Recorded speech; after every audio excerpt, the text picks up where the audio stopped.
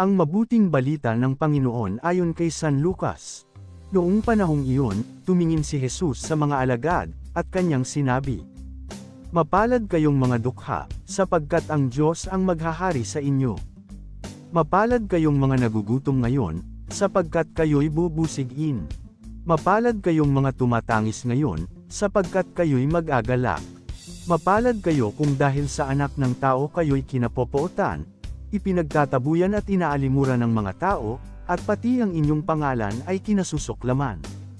Magalak kayo at lumukso sa tuwa kung ito'y mangyari, sapagkat malaki ang inyong gantimpala sa langit, gayon din ang ginawa ng kanilang mga ninuno sa mga propeta.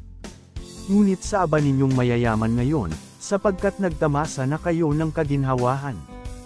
Sa aba ninyong mga busog ngayon, sapagkat kayo'y magugutom. Sa aba ninyong nagsisitawa ngayon, sapagkat kayo'y magdadalamhati at magsisitang is. Sa aba ninyo, kung kayo'y pinupuri ng lahat ng tao, sapagkat gayon din ang ginawa ng kanilang mga ninuno sa mga bulaang propeta. Ang mabuting balita ng Panginoon. Tatlong bagay na dapat nating malaman sa ating ebanghelyo ngayon. Una, biyaya ng kaharian or blessings of the kingdom. Sa mga banal na mga puso, itinuturing sila na pinagpala ng Diyos. Ang mga tao na nagmamahal, nagbibigay, at nagmamahal sa Diyos ay nag-aani ng mga biyaya ng kaharian ng Diyos.